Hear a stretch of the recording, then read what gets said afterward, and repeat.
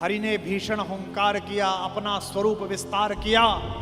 डगमग डगमग दिग्गज बोले, भगवान कुपित होकर बोले, जंजीर बढ़ाकर साध मुझे।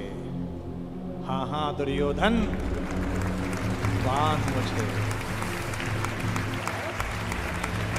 यह देख गगन मुझ में लय है, यह देख पवन मुझ में लय है, मुझ में विलीन झंकार सकल, मुझ में लय है संसार सकल। अमृत फूलता है मुझ में, संघार झूलता है मुझ में। उदयाचल मेरा दीप्त भाल, भूमंडल वक्षस्थल विशाल। भुज पर दिबंध को घेरे हैं, मैनाक मेरु पग मेरे हैं। दीप्ते जो ग्रह नक्षत्र निखर, सब हैं मेरे मुख के अंदर।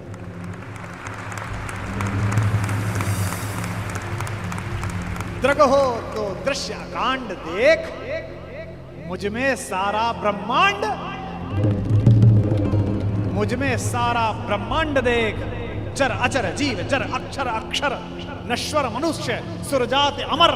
शतकोटि सूर्य, शतकोटि चंद्र, शतकोटि सरत सर क्षिद्र मंद्र। शतकोटि विष्णु ब्रह्मा महेश, शतकोटि विष्णु जलपति धनेश। शतकोटि रुद्र, शतकोटि काल, शतकोट दंडधर लोकपाल। जंजीर बढ़ाकर साध मुझे, हाँ हाँ दुर्योधन, बांध मुझे।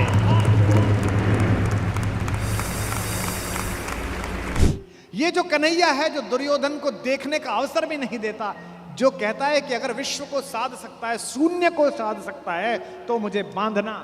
यही कन्हैया यशोदा के आंगन में, यमलार्जुन के बीच में रस्सी से बंधा हुआ एक पहर तक रोता रहता है, मैया अब खाली कर दे, अब छोड़ दे, अब नहीं चुराऊंगा। बड़ा हो तो ऐसा और छोटा हो तो ऐसा, इसी का नाम कन्हैया। कृष्ण ऐसे ही हैं जो अपनी समीक्षा का अवसर देते हैं।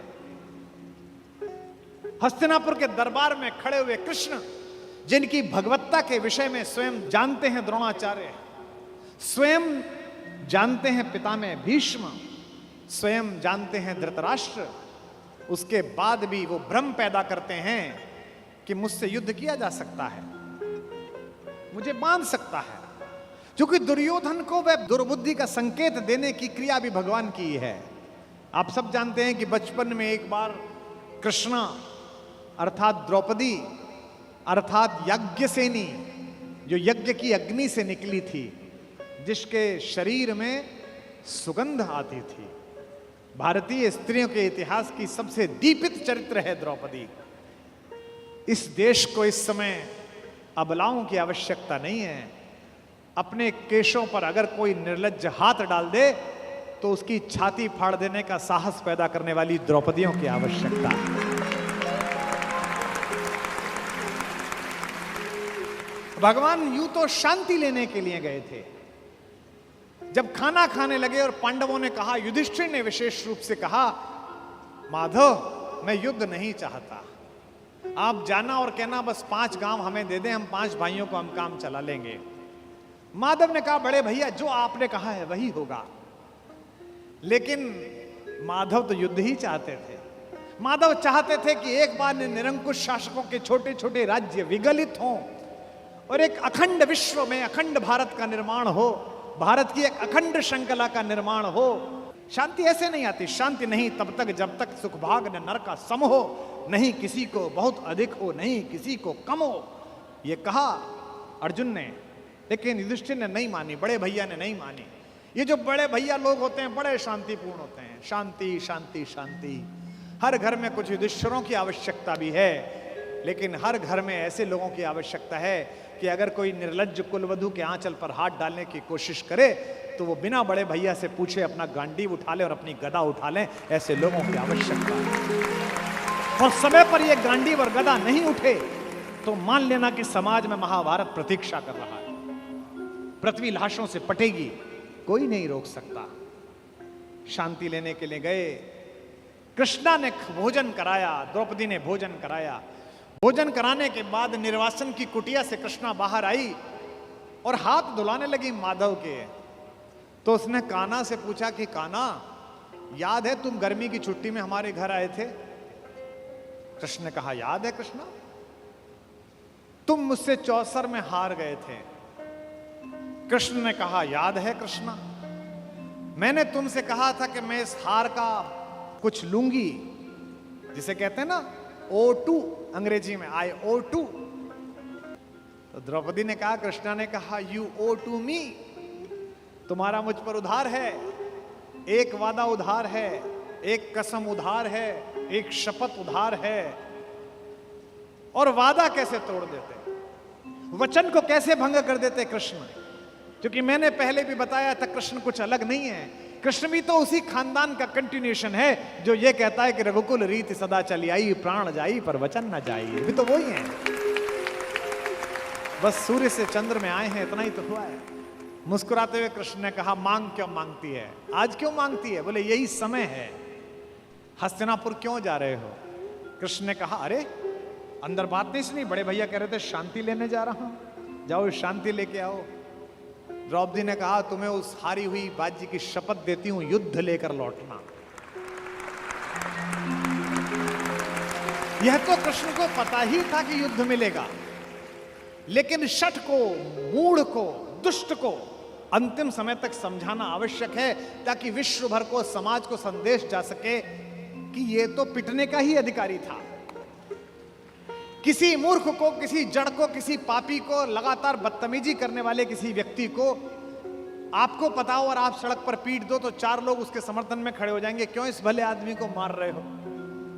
लेकिन वो लगातार बदतमीजी गली में करे, मोहल्ले में लगातार गुंडई करे, उससे पूरा मोहल्ला परेशान हो, और एक दिन कोई लड़का जिसकी जवानी ठीक से फूटी हो, वो पकड़ के उसे थपड़िया दे और छाती पे घुटना रख के बैठ जाए, तो लोग कहेंगे सही पिटाई हुई इसकी, ऐसी योग्य था। दुर्योधन पिटना है, दुर्योधन की मृत्यु तय है, ये तो तय है। लेकिन कृष्ण जगत को भी बताना चाहते थे। महाकवि दिनकर कहते हैं, वर्षों तक वन में घूम घूम, बाधा विघ्नों को चूम चूम, सह धूप घाम पानी पत्थर, पांडव आए कुछ और निखर, सौभाग्य न सब दिन सोता है, देखें आगे कब हो। मैत्री की राह बताने को, दुर्योधन को समझाने को, सबको सुमार्ग पर लाने को, भीषण विध्वंस बचाने को भगवान हस्तिनापुर आए, पांडव का संदेशा लाए। 2 न्याय अगर तो आधा दो, 2 न्याय अगर तो आधा दो, पर इसमें भी यदि बाधा हो तो दे दो केवल 5 गांव, रखो अपनी धरती तमाम, हम वही खुशी से खाएंगे, परिजन पर आसी न उठाएंगे। दुर्योधन वह भी दे न सका, आशीष समाज की ले न सका, उल्टे हरि को बांधने चला, जो था असाध्य साधने चला। जब नाश मनुज पर छाता है, पहले विवेक मर जाता है।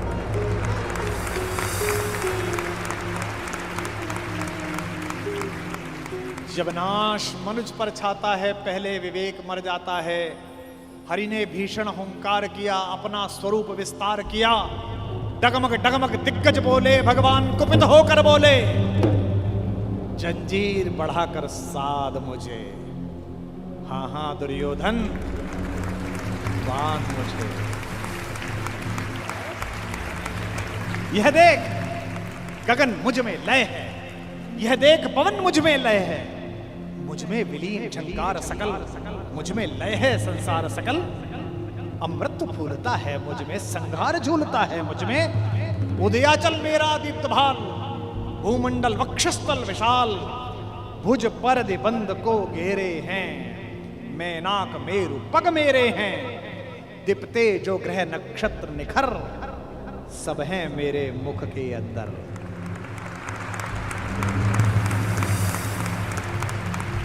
दृग हो तो दृश्य कांड देख, मुझ में सारा ब्रह्मांड, मुझ में सारा ब्रह्मांड देख, चर अचर जीव जर अक्षर अक्षर, नश्वर मनुष्य सुरजात अमर, शतकोट सूर्य शतकोट चंद्र, शतकोट सरत सर क्षिद्र मंद्र, शतकोट विष्णु ब्रह्मा महेश, शतकोट विष्णु जलपति धनेश, शतकोट रुद्र शतकोट काल, शतकोट दंडधर लोकपाल, जंजीर बढ़ाकर साध मुझे, हाँ हाँ दुर्योधन बांध मुझे।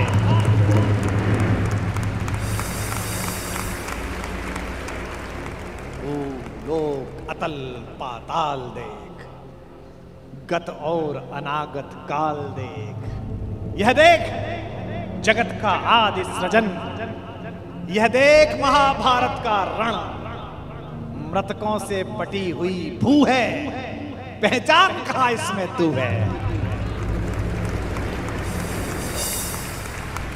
अंबर में कुंतल चाल देख, पद के नीचे पाताल देख, मुट्ठी में तीनों काल देख, मेरा स्वरूप विकराल देख। सब जन्म मुझी से पाते हैं, सब लौट मुझी में आते हैं। जिह्वा से कड़ती ज्वाल देख, सांसों से पाता जन्म पवन, पड़ जाती मेरी दृष्टि जिधर, हंसने लगती है सृष्टि उधर। मैं जभी मूंदता हूं लोचन, छा जाता चारों ओर मरण। सवाल देखना, बांधने मुझे तो आया है, जंजीर बड़ी क्या लाया है। यदि मुझे बांधना चाहे मन, पहले तो बांध अनंत गगन। और ये दो पंक्ति भगवान का भरत वाक्य, सूने को साध न सकता है, वह मुझे बांध कब सकता है। यह जो उद्घोष है, कहां बंधा कन्हैया, ये कौन कह रहा है इतना बड़ा दृश्य दिखाकर, जिसमें पिता में भीष्म जैसा ज्ञानी भी मूर्छित हो गया। केवल एक बचा देखने वाला, केवल एक ने देखा। किसने? विदुर ने। धृतराष्ट्र तो मन की आंखों से महसूस कर रहे होंगे, पर विदुर ने वो साक्षात दृश्य देखा जिसके घर का साग खाकर गए। ये जो कन्हैया है, जो दुर्योधन को देखने का अवसर भी नहीं देता, जो कहता है कि अगर विश्व को साध सकता है, शून्य को साध सकता है, तो मुझे बांधना। यही कन्हैया यशोदा के आंगन में, यमलार्जुन के बीच में रस्सी से बंधा हुआ एक पहर तक रोता रहता, मैया अब खाली कर दे, अब छोड़ दे, अब नहीं चुराऊंगा। बड़ा हो तो ऐसा और छोटा हो तो ऐसा, इसी का नाम कन्हैया है। अर्जुन के जीतने में एक ही रोड़ा है, एक ही व्यक्ति है जिससे माधव को भी लगता है कि ये शक्तिशाली रहा तो मेरा दोस्त, मेरा भाई युद्ध हार सकता है। भगवान ने उसे कितने प्रेम से टैकल किया है। राजनेताओं को सीखना चाहिए, कृष्ण से कूटनीति सीखनी चाहिए। जब संधि फेल हो गई और युद्ध लेकर माधव लौटे, तो विदुर के घर पर सुबह ही सुबह कुछ मेहमान आए, कृष्ण से मिलने आए। हम भी कहीं ठहरते हैं तो नगर के लोग मिलने आ जाते हैं, महत्वपूर्ण लोग मिलने आते हैं कि कुमार विश्वास है, तो हम सब कवियों से मिलने लोग आते हैं। तो विदुर के द्वारपाल ने कहा कि अंगराज कर्ण आए हैं। विदुर ने पूछा कि क्या मुझसे मिलना चाहते हैं? उनसे कहिए राज्यसभा में मिले, अब मैं अपने अतिथि के साथ व्यस्त हूं। और अतिथि भी कौन? माखन चोर। द्वारपाल ने कहा जी नहीं, वो आपसे मिलना नहीं चाहते, वो आपके अतिथि से मिलना चाहते हैं। कृष्ण ने कहा उन्हें आदरपूर्वक अंदर लेकर आओ। कर्ण आए, कर्ण ने प्रणाम किया। युद्ध में दुर्योधन की पराजय हुई हो, चाहे कुछ भी हुई हो, महाभारत के जिन चरित्रों में से एक चरित्र पर मैं अंदर तक फिदा हूं, उनमें से एक कर्ण भी है। क्या योद्धा है, क्या अद्भुत। हाँ। कृष्ण मुस्कुराए। कर्ण के चेहरे पर दुख और पश्चाताप का भाव था।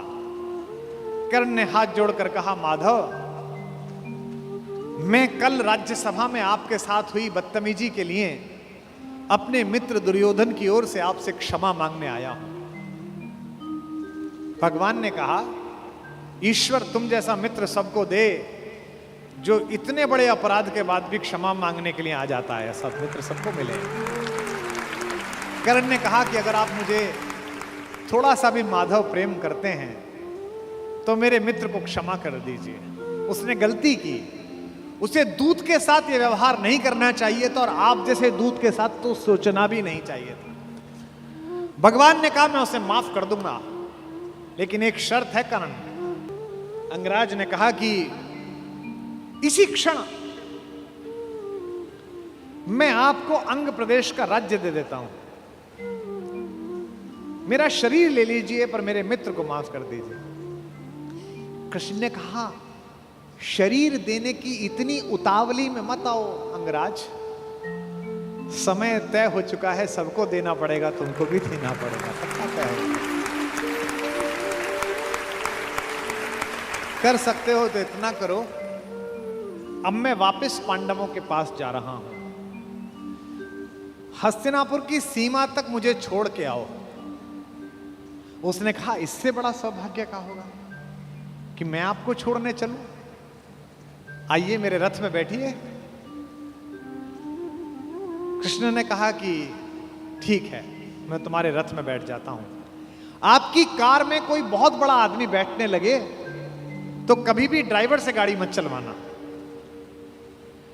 ड्राइवर से कहना तू नीचे उतर, सवार बहुत बड़ा है, अब ड्राइव मैं करूंगा, गाड़ी खुद चलाना सदा। कर्ण ने अपने चालक से कहा कि नीचे उतर, इस रथ पर त्रैलोक्य का स्वामी बैठने वाला है, ड्राइव मैं करूंगा। और कर्ण तो ड्राइवर का ही लड़का है, सूत पुत्र है, उसको तो आता ही है रथ चलाना, और रथ चालक का बेटा है। कर्ण रथ चलाने लगा, भगवान पीछे से उतरकर कर्ण के पास आकर बैठ गए और थोड़ी देर बाद उसका रथ छोड़कर उसे अपने रथ पर बिठा लिया, वहां भी वही रथ चलाने लगा। अब भगवान ने उससे बातचीत शुरू की। देखिए कितने बड़े कूटनीतिज्ञ हैं ये कन्हैया, दिखते भोले हैं लेकिन परम चालू। इनको पता था कि एक ये आदमी है जो फजीता करेगा, इसका मनोबल तोड़ो। पहली बार कर्ण को यह पता चला जो भेद उन्होंने बताया।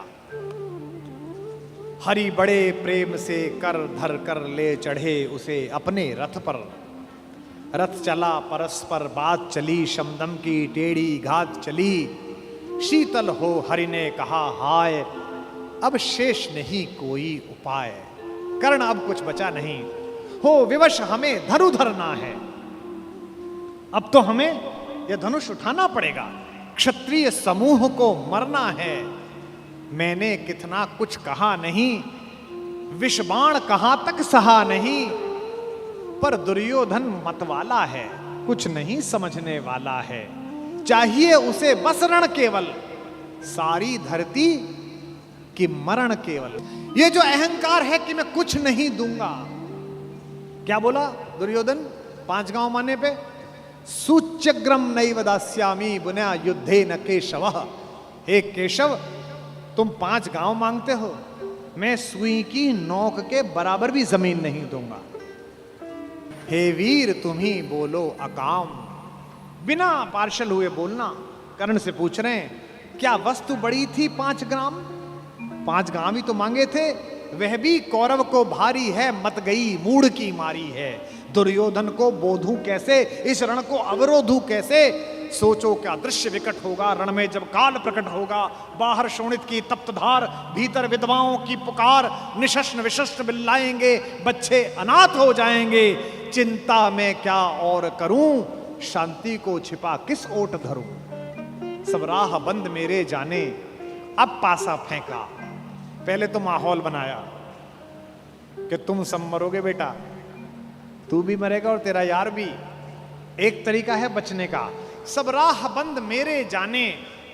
हां एक बात है, यदि तू माने, देखो कैसे फुसला रहे हैं, तो शांति नहीं जल सकती है, समरागनी अभी टल सकती है।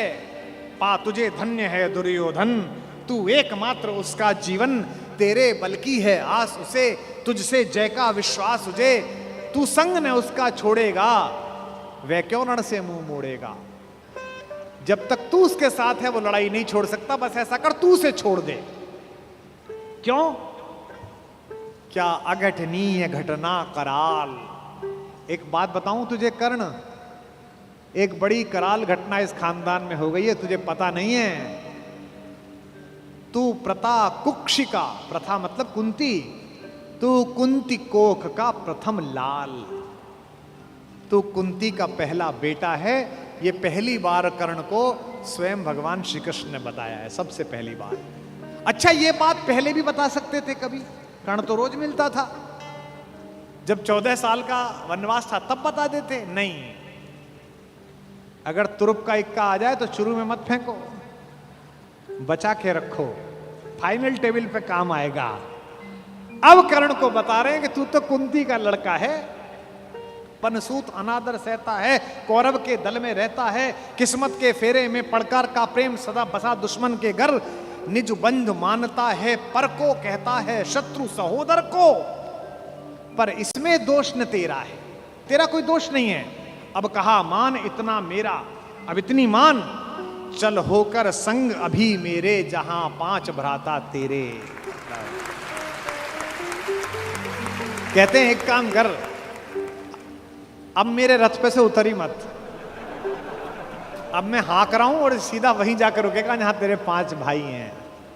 जिसको जिंदगी में किसी ने भाई नहीं कहा, जो मां की एक पुकार के लिए जीवन भर तरसा है, उसको जिंदगी का सबसे बड़ा प्रलोभन दे रहा है हमारा कान्हा। क्या कह रहा है? बिछुड़े भाई मिल जाएंगे, सब मिलकर मोद मनाएंगे, कुंती का त्यू ही परम तने ज्येष्ठ, बल बुद्धिशील में परम श्रेष्ठ। और क्या करेगा?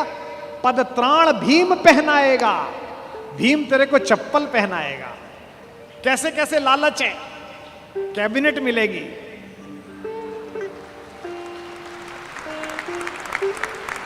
और उसमें भी कोई छोटा मोटा मिनिस्टर नहीं, सीधा ही प्राइम मिनिस्टर।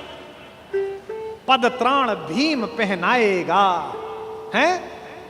धर्मादिप युधिष्ठिर चमर डुलाएगा। तेरे दरबार के बाहर कौन खड़े होंगे? पहरे पर पार्थ प्रवर होंगे। जो तेरा दुश्मन है, तेरा छोटा भाई अर्जुन, ये तो तेरा एनएसजी कमांडो बनेगा।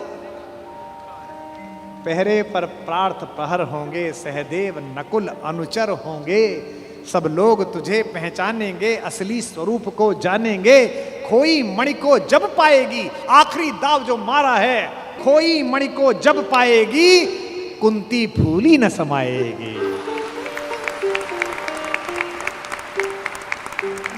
क्या लालच है, क्या लालच है। आहा हा हा। कुरुराज स्वयं झुक जाएगा, संसार बड़े सुख में होगा, कोई न कहीं दुख में होगा। सब गीत खुशी के गाएंगे, तेरा सौभाग्य मनाएंगे। और आखिरी में ऐसी बात कहता है, और कौन दुनिया को जो देता है वो भीख मांग रहा है। मेरे कन्हैया को पृथ्वी की आग टालने के लिए भीख मांगनी पड़ी। कुरुराज समर्पण करता हूं, पूरा राज्य कुरुराज समर्पण करता हूं, साम्राज्य समर्पण करता हूं, यश मुकुट मान सिंहासन ले, बस एक भीख मुझको दे दे। कौरव का तज रण शोक सखे, भूखा भावी हर शोक सखे। ये तो कन्हैया हैं जो इतनी स्ट्रेटेजी अपनाते हैं। किस लिए? देखो, ये बड़ा गहरा गणित है, इसको समझो। इस दाव को चलने में कृष्ण का कोई नुकसान नहीं है। अगर कर्ण इधर आ जाता तो महाभारत समाप्त हो जाती, और एक ऐसा योद्धा जो सुबह दोपहर शाम इसी बात की कसम खाता था कि अर्जुन को मारना है, इन पांडवों को मारना है, इसके कलेजे में ये बात डाल दो कि ये तेरे भाई हैं, तो जब युद्ध लड़ेगा तो थोड़ा तो हाथ कांपेगा, थोड़ा तो दिल के अंदर कुछ धुक धुक पैदा होगी। शत्रु की मानसिकता को कमजोर करना, शत्रु की मानसिकता पर प्रहार करना, यह काम है। लेकिन कृष्ण की इस कथा में थोड़ा स्मरण कर्ण का भी कर लो कि उस जैसा कोई आदमी भी पैदा नहीं हुआ जो इतनी सारी चीजों को ठुकरा दे और खुल के कह दे, हे ऋणी कर्ण का रोम रोम, जानते सत्य यह सूर्य सोम, तन मन दुर्योधन का है, यह जीवन दुर्योधन का है। और 2 पंक्ति जो कही है कर्ण ने, मैं उसकी दृढ़ता को और उसके समर्पण को प्रणाम करता हूं। सुरपुर से भी मुख मोड़ूंगा, केशव मैं उसे न छोड़ूंगा।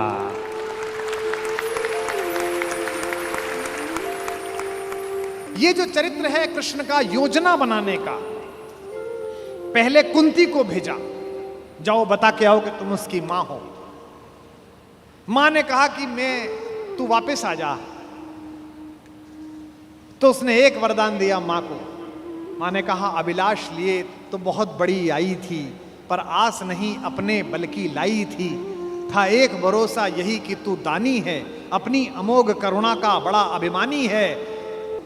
उसने भी कहा, मां मैं तुझे वचन देता हूं कि तेरे 5 बेटे जीवित रहेंगे।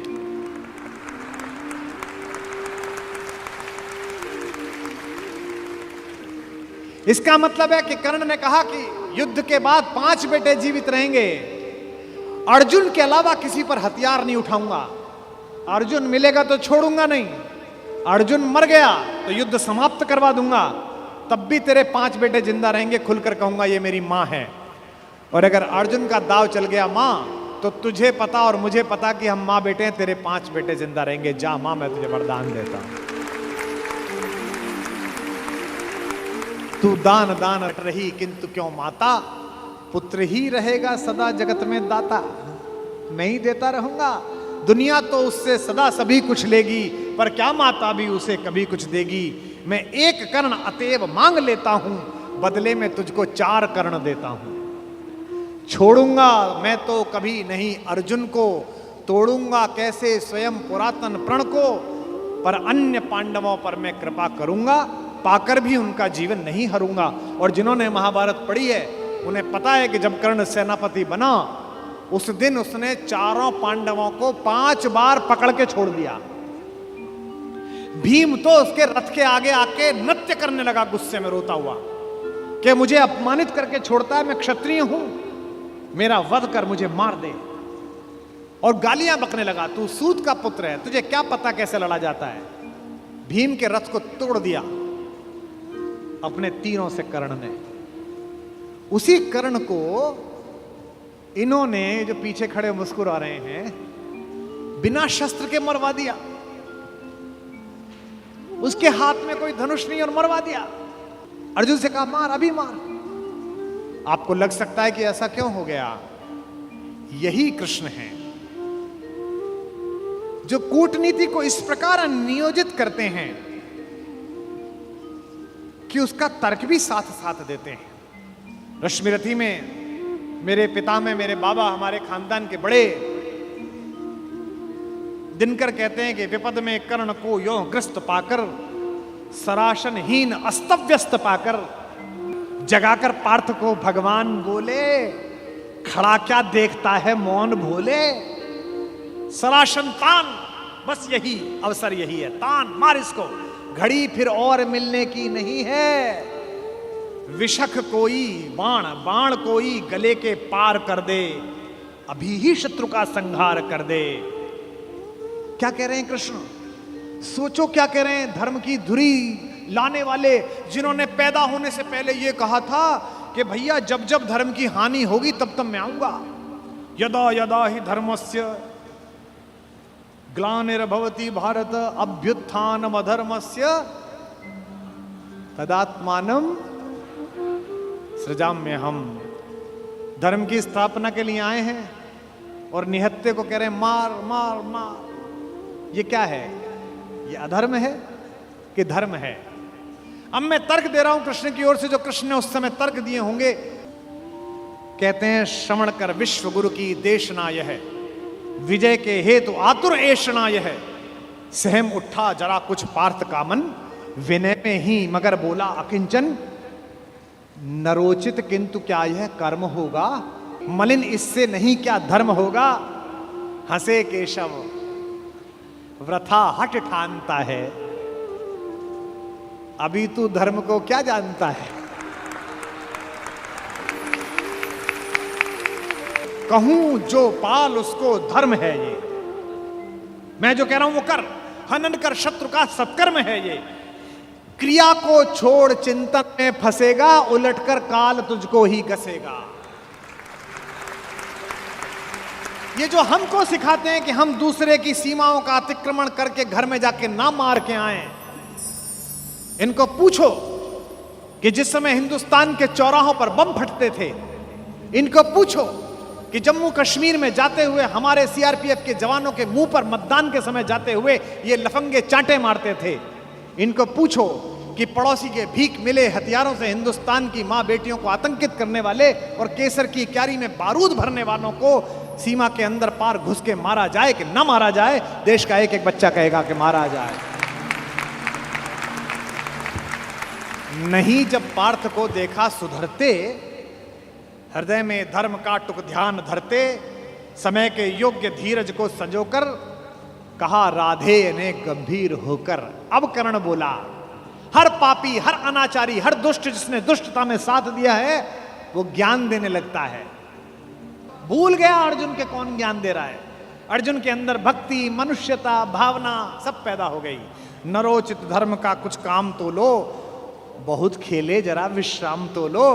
फंसे रथ चक्र को जब तक निकालूं, धनुष धारण करूं, प्रहरण संभालूं, रुको तब तक चलाना बाण फिर तुम, हरण करना कर सको यदि प्राण तुम। नहीं अर्जुन शरण में मांगता हूं, समर्थित धर्म से रण मांगता हूं। कर्ण कहता है कि धर्म से युद्ध करो। कृष्ण मुस्कुराए कि बेटा अब फंसा के, अब मैं तुझे धर्म समझाता हूं, है ना।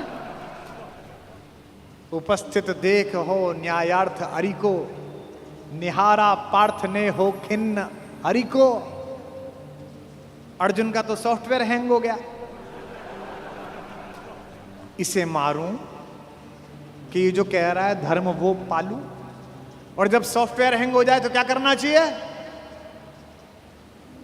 जब तुझसे ना सुलझे तेरे उलझे हुए धंधे, भगवान के इंसाफ पर सब छोड़ दे बंदे। खुद ही तेरी मुश्किल को वो आसान करेगा, जो तू नहीं कर पाया वो भगवान करेगा। उपस्थित देख यो न्यायार्थ हरि को, निहारा पार्थ ने हो खिन्न हरि को। मगर भगवान किंचित भी न डोले। अभी तक तो हंस रहे थे, मुस्कुरा रहे थे, करते मार। जैसे ही कर्ण ने धर्म बोला, भगवान के अंदर से आग निकली।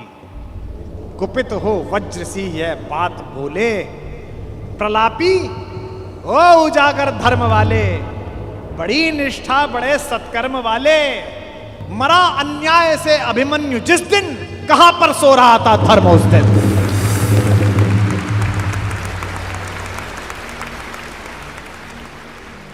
मरा अन्याय से अभिमन्यु जिस दिन, कहां पर सो रहा था धर्म उस दिन। हलाहल भीम को जिस दिन पड़ा था, कहां पर धर्म उस दिन यह धरा था। लगी थी आग जब लाक्षा भवन में, हंसा था धर्म ही क्या तब भुवन में। और एक पंक्ति, बेटे पे आ जाए, पत्नी पे आ जाए और मां पे आ जाए तो खून खौल जाता है। अर्जुन का खून खौला रहे हैं भगवान मेरे। सभा में द्रौपदी की खींच लाके, सुयोधन की उसे दासी बताकर, सुवामा जाति को आदर दिया जो, बहुत सत्कार तुम सबने किया जो। नहीं वह और कुछ सत्कर्म ही था, उजागर शील भूषित धर्म ही था।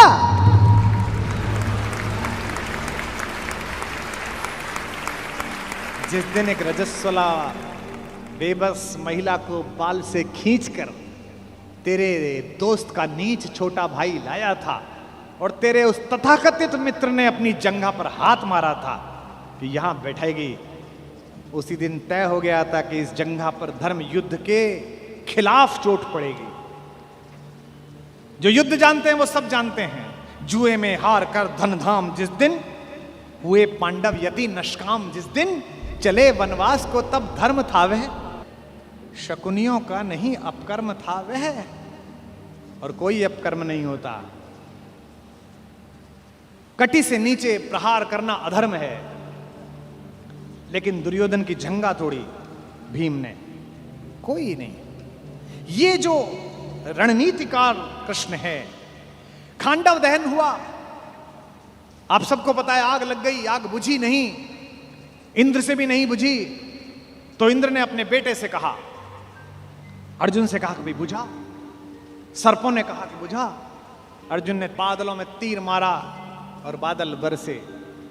जब पुरुषार्थ आ जाता है तो तीर आदमी ऐसे ही मारता है, कभी बादल में मारता है, कभी जमीन में मारता है।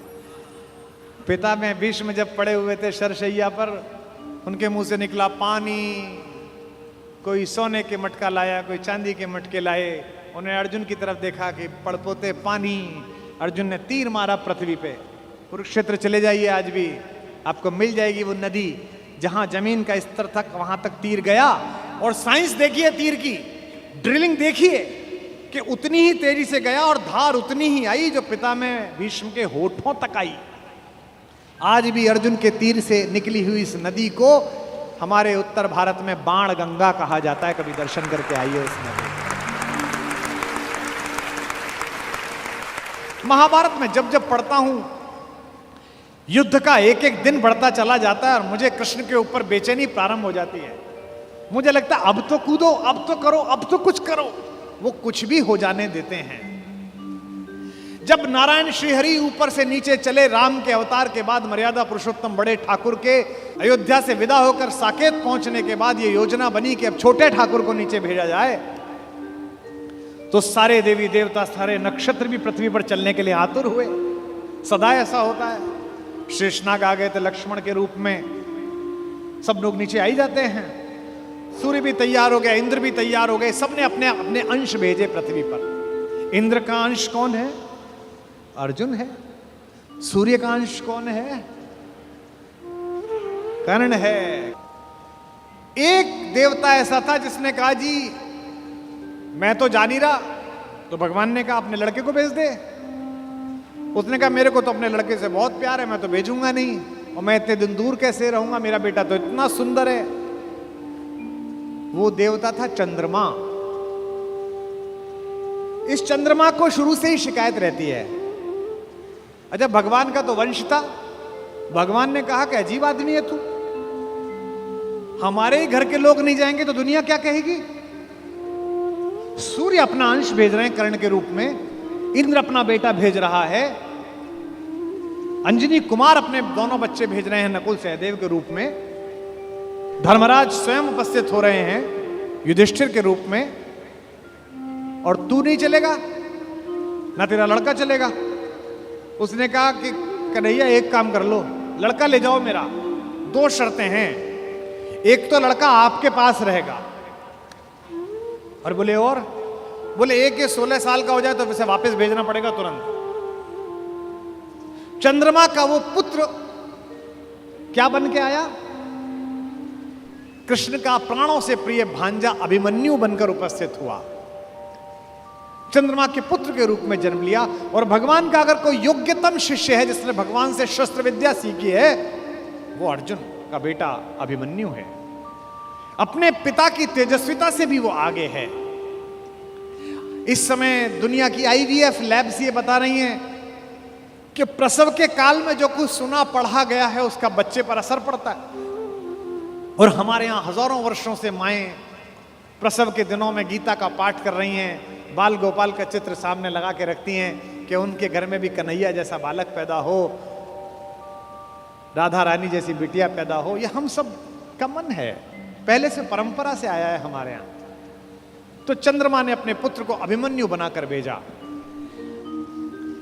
एक दिन ऐसा आया महाभारत के युद्ध में जब योजना पूर्वक कुरुक्षेत्र के मैदान से खींचकर अर्जुन को अलवर की तरफ ले जाया गया, मत्स्य प्रदेश की तरफ, विराट की नगरी की तरफ। अर्जुन युद्ध की सीमा क्षेत्र के बिल्कुल आखिरी हिस्से पर पहुंच गया जहां से सूर्यास्त से पहले लौटना संभव नहीं था। अब यह पांडवों के शिविर में चर्चा का विषय बना कि ये जो चक्रव्यूह सजा दिया गया इसे तोड़ेगा कौन? किसी को नहीं आता तोड़ना, इसमें घुसना ही नहीं आता, केवल अर्जुन को आता है। तब अभिमन्यु ने कहा कि ताऊजी मुझे इसमें घुसना आता है, क्योंकि जब पिताजी मां को यह बात सिखा रहे थे तो मैं गर्भ में था और मैंने ये विद्या सीखी थी। तो बोले बेटा बहुत अच्छा है, फिर निकलना भी आता होगा? बोले नहीं, जब तक उन्होंने इससे बाहर आने का मार्ग बताया तोड़ने का, तब तक मां सो गई, तो मैं बाहर निकलने का नहीं सीख पाया। सारे चाचाओं ने और ताऊओं ने कहा कोई बात नहीं बेटे, तू तोड़ दे, निकाल तो हम लेंगे। भाई महाबली भीम जिसकी एक मुष्टिका से विंध्याचल के पर्वत छोटे हो गए, जहां जहां उसका पैर पड़ा हिंदुस्तान में 1 लाख जगह है जहां भीम बैठिका है। जिस पत्थर पे चले जाओ बड़ा सा गड्ढा है, बोले ये भीम का पांव रख पड़ा हुआ है।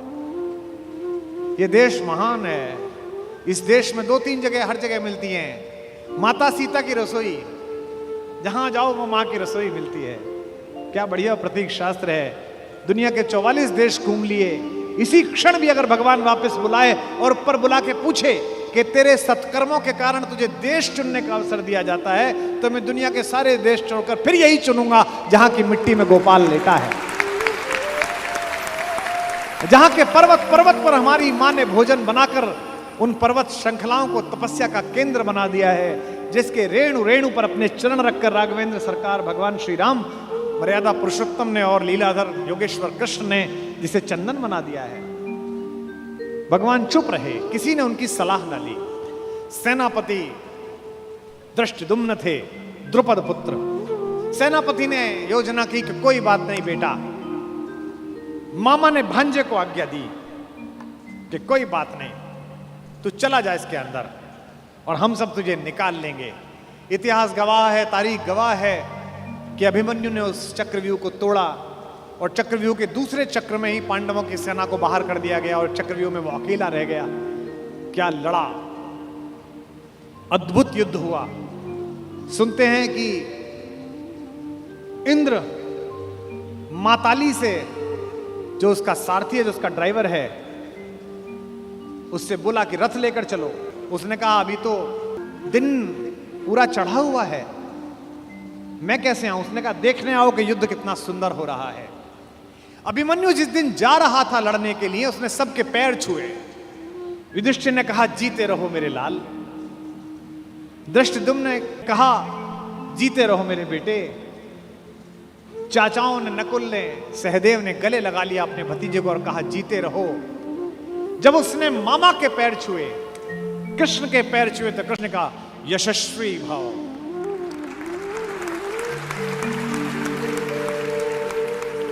जब अभिमन्यु शिविर से बाहर निकला और कृष्ण देखने लगे, तो द्रौपदी ने कहा मेरा बेटा जीवन की सबसे बड़ी लड़ाई लड़ने के लिए जा रहा है कान्हा। सबने उसको जीते रहो का आशीर्वाद दिया, तुमने नहीं दिया। तुमने उससे यशस्वी भव का आशीर्वाद दिया, जीते रहो क्यों नहीं बोला? क्या तुम्हें युद्ध के परिणाम में कोई शंका है? तो कृष्ण ने जो बात कही वही जीवन के युद्ध में भरत वाक्य बनाना। माधव ने कहा कि कृष्णा मैं नहीं जानता कि आज के युद्ध का परिणाम क्या होगा, पर मैंने जो शिक्षा अपने भांजे को दी है, मैं ये दावे के साथ कह सकता हूं कि महाभारत के रण में जीते या हारे कोई भी, लेकिन सबसे बड़े और उज्जवल योद्धा के रूप में मेरे भांजे का नाम लिखा जाएगा, अभिमन्यु का नाम।